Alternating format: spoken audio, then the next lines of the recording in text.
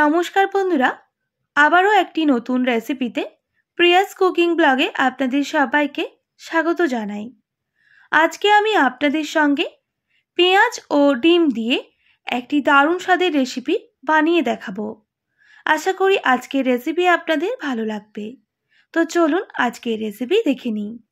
বাড়িতে যদি কোনো শাকসবজি না থেকে থাকে তখন ডিম ও পেঁয়াজের এই রেসিপিটা একবার ট্রাই করতে পারেন। দুর্দান্ত হয় খেতে।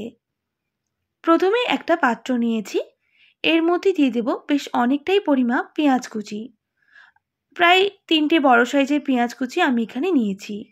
দিয়ে দিলাম 4 থেকে 5টা কাঁচা লঙ্কা কুচি। এবার দিয়ে দিতে হবে ডিমগুলো এভাবে ফাটিয়ে আমি নিয়ে নিচ্ছি।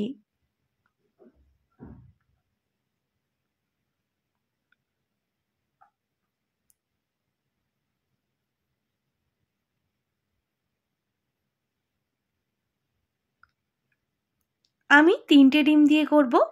দিয়ে দিচ্ছি স্বাদ মতো লবণ, সামান্য হলুদের গুঁড়ো, একদম সামান্য কাশ্মীরি লঙ্কার গুঁড়ো কালারের জন্য। আপনারা অবশ্যই এটা স্কিপ করতে পারেন।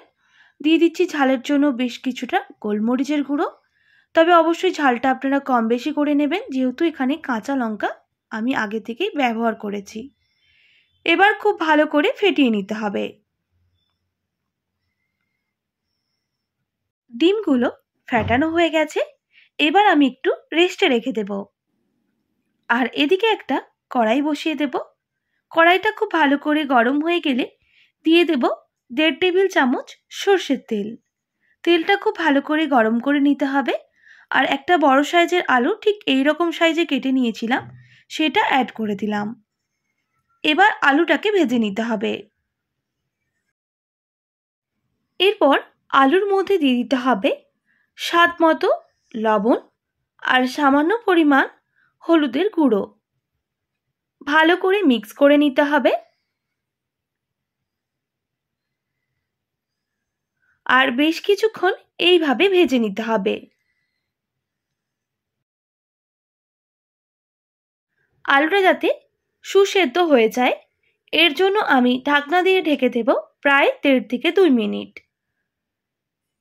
এরপর ওদিকে আলুটা ভাজা হতে থাক, এদিকে আমি ডিমটা ভেজে নেব।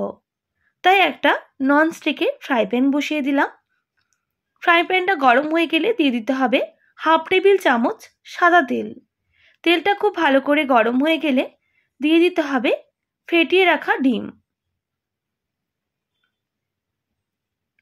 একদিকটা খুব ভালো করে প্রথমে ভেজে নিতে হবে। আর একদিকটা ভাজা হয়ে গেলে হালকা হাতে উল্টে দিতে হবে, যাতে মাঝখানে না ভেঙে না যায়। আরেক দিকটাও ভেজে নিতে হবে।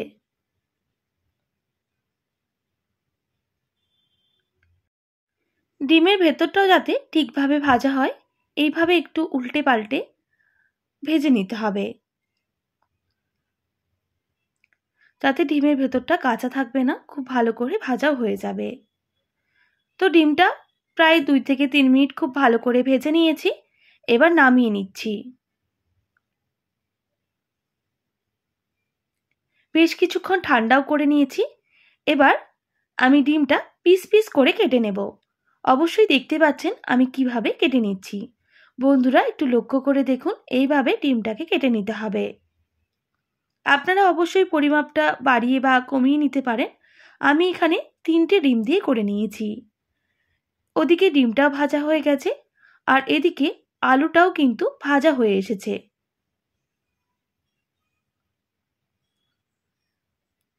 এবার গ্যাসের ফ্লেমটা হাই করে দেব। আর একটুক্ষণ নাড়াচাড়া করে নেওয়ার পরই আলুগুলোকে নামিয়ে নিতে হবে। দেখেই বুঝতে পারছেন আলুগুলো কিন্তু অনেকটাই সুসেদ্ধ হয়ে এসেছে।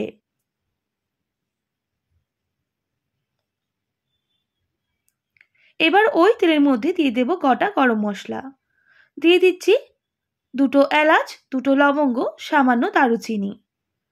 এবার গরম মশলাগুলো খুব ভালো করে ভাজা হয়ে গেলে দিয়ে দিতে হবে 1/2 টেবিল চামচ রসুন বাটা।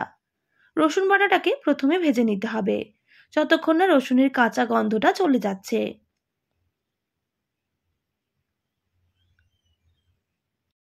রসুন ভাজা হয়ে গেছে, দিয়ে দিতে হবে পেঁয়াজ কুচি আর কাঁচা লঙ্কা।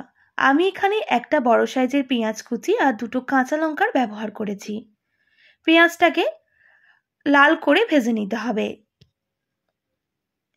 বেশ কিছুক্ষণ পেঁয়াজটাকে ভেজে নিয়েছি, পেঁয়াজের কালারটাও চেঞ্জ হয়ে গেছে।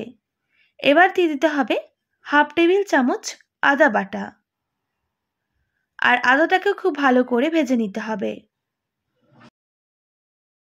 যাতে মশলাটা না পুড়ে যায়। অল্প জলের ব্যবহার করছি।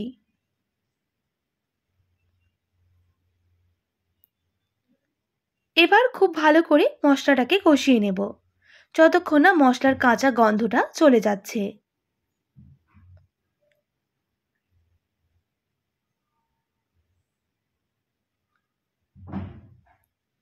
এইভাবে বেশ কিছুক্ষণ মশলা ভেজে নেওয়ার পর গুঁড়ো মশলা অ্যাড করব। দিয়ে দেব স্বাদ মতো লবণ, সামান্য হলুদের গুঁড়ো, সামান্য ঝাল লঙ্কার গুঁড়ো, আর সামান্য কাশ্মীরি লঙ্কার গুঁড়ো কালারের জন্য। আপনারা অবশ্যই এটা স্কিপ করতে পারেন। যেহেতু গুঁড়ো মশলা দিয়েছি তাই অল্প একটু জলও দিয়ে দিচ্ছি।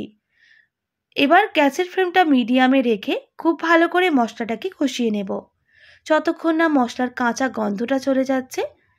ততক্ষণ পর্যন্ত মশলাটাকে কষিয়ে নিতে হবে।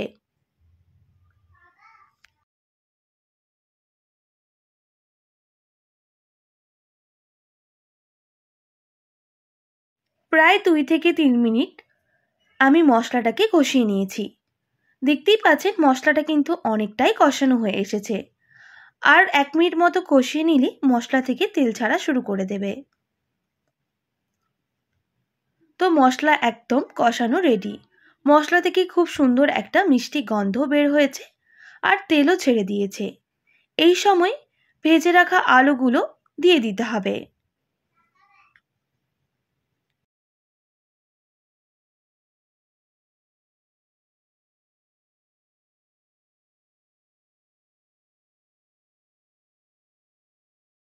মশলার সাথে আলু মিক্স করে নিতে হবে আর বেশ কিছুক্ষণ কষিয়েও নিতে হবে।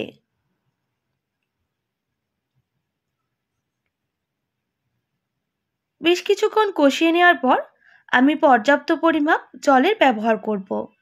আপনারা আপনাদের পরিমাপ বুঝে জলটা অবশ্যই দিয়ে দেবেন। আমি এখানে বড় বাটি 2 বাটি জলের ব্যবহার করেছি। এবার আমি একটু ঢাকনা দিয়ে ঢেকে দেব। খুব তাড়াতাড়ি জলটা ফুটেও আসবে আর আলুগুলোর ভেতরে মশলাটাও ঢুকে যাবে। প্রায় 2 মিনিট পর ঢাকনাটা সরিয়ে নেব। তো দেখুন বন্ধুরা, ঝোলটা কিন্তু অনেকটাই ফুটে এসেছে।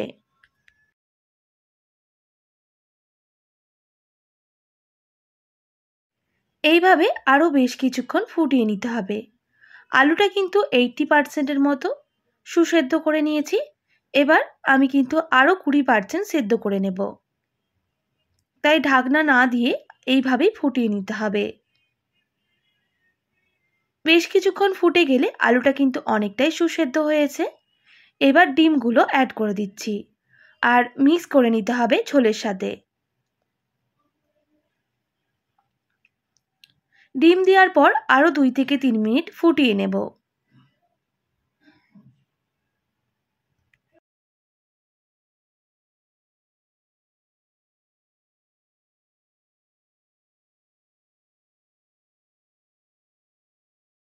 দুই থেকে 3 মিনিট এইভাবেই ফুটে যাওয়ার পর আমি ডিমগুলো একটু চেক করে নেব ভালোভাবে ঝোলটা ডিমের মধ্যে ঢুকেছে কিনা। তাহলে কিন্তু রেসিপিটা খেতে ভালো লাগবে। সবশেষে দিয়ে দিতে হবে সামান্য গরম মশলা। গরম মশলা গুঁড়ো দেওয়ার পর আবারও মিক্স করে নিচ্ছি।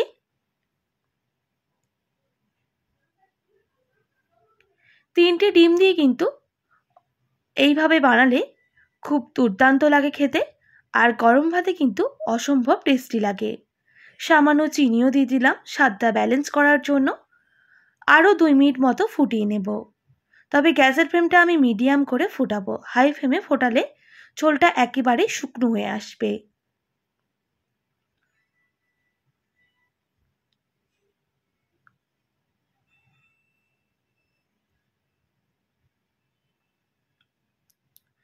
এইভাবে বেশ কিছুক্ষণ ফুটে যাওয়ার পর এবার গ্যাসের ফ্লেমটা অফ করে দিতে হবে আর নামিয়ে নিতে হবে।